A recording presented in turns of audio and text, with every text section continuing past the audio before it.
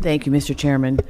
This committee is tasked with the protection and preservation of our nation's natural, cultural, and historical resources, and ensuring that our nation's public lands remain open and available to future generations.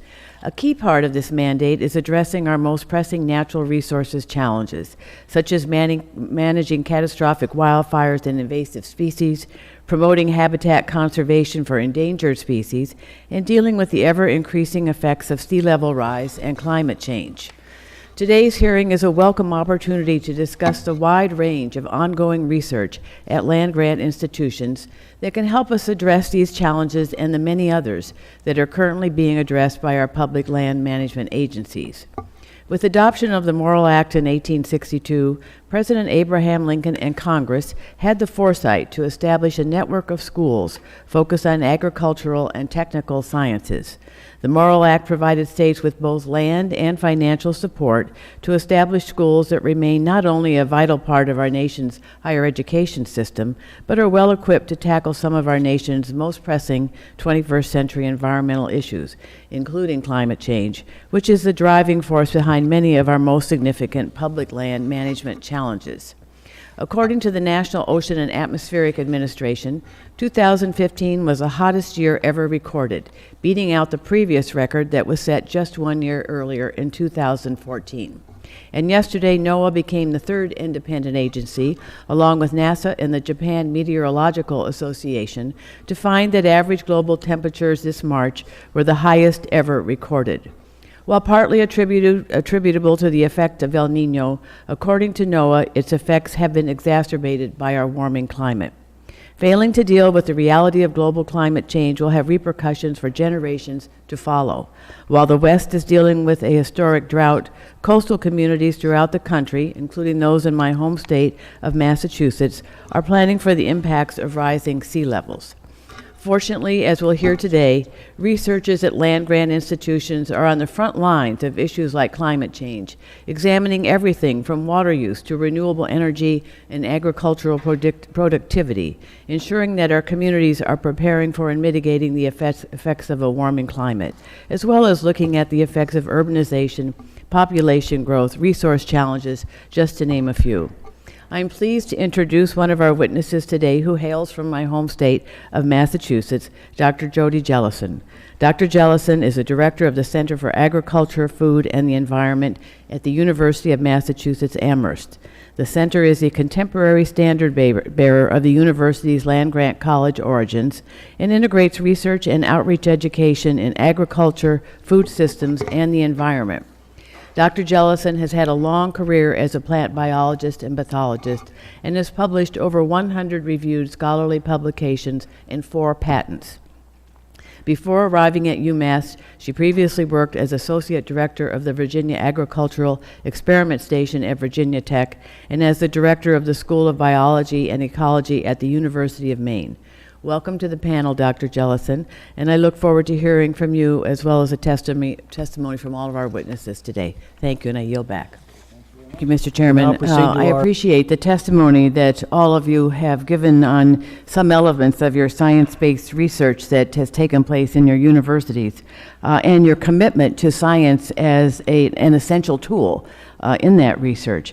And it can be a critical tool in the diverse set of policy issues and how best to manage our natural resources, whether local, state, or federal level. But I think we also know you've talked about your resource constraints, and that is certainly true at the federal level, as some of our management agencies have been subject to deep cuts and making it very difficult sometimes for them to seek out all available science. So as you have differences of opinion as to how best our land management agencies at the federal level should be moving ahead, I think it's important to remember that and keep that in the back of your head.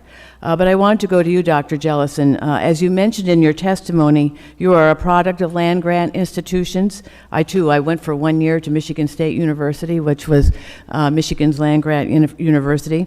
And your undergraduate degree is from the University of New Hampshire. Your graduate degrees are from Oregon State University. You've also worked at Virginia Tech and now at UMass Amherst, and we're so happy to have you there.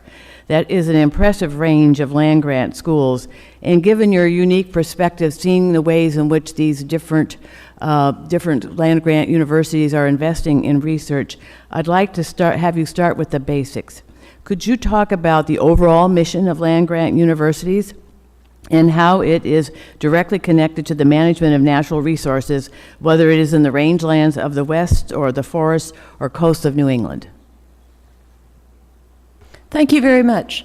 I think first I'd like to say that the mission of the land-grant universities is really very similar now to what it was originally. We have a commitment to provide access to education. We have a commitment to provide society with unbiased, research-based information. So the mission has to do with the development of that information, the best science possible. It also targets the dissemination of this information so that the information can be used for management and also for policy. We have a commitment to multiple stakeholders, ranging from the private gardener to the larger entities engaged in agriculture, natural resource management, to the policymakers.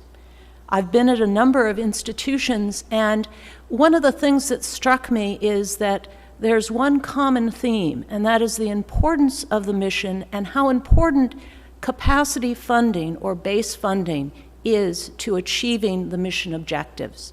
The second piece, though, is that each of these institutions, located in very different states, has a very different set of stakeholders and a very different set of challenges. Clearly, just listening to the testimony here today, Massachusetts is looking at very different issues than many of my colleagues are addressing. What the capacity funding allows individual land-grant institutions to do is to target not just issues of national importance, but to be responsive to regional and local needs of our communities and of our economies. And I appreciate that, and I've certainly heard that as you said, in everybody's testimony today. And I'd like to turn to one that which Massachusetts grapples with, given that so many of our communities are coastal in nature.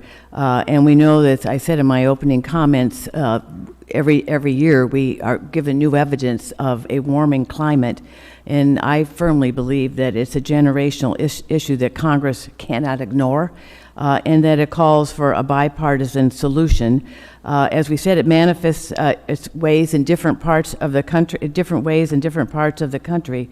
But I think everyone is becoming more familiar with the toll of extreme weather events. And in Massachusetts, that's especially true, as I said, in our coastal communities. A recent study in Proceedings of the National Academy of Sciences found that 13.1 million Americans are in jeopardy of flooding and other sea level related risks by the end of this century. So how has you and your work at UMass Amherst, how have you been investing in research to help our diverse set of communities? We do have our coastal communities, but we have many that are not. How have you been investing in research that would help our communities plan for climate change? And try and make that a yes or no answer, because we're out of time. Well, yes or no is going to be very difficult, but there are many things that the University of Massachusetts is doing. They're targeting the response of communities to flooding and trying to assist individual communities to develop plans to be responsive to the flooding that we know will occur in both coastal communities and also among communities that are located near major rivers. We'll take that as a yes. We're going to take that as a yes. Chairman Bishop. Thank you.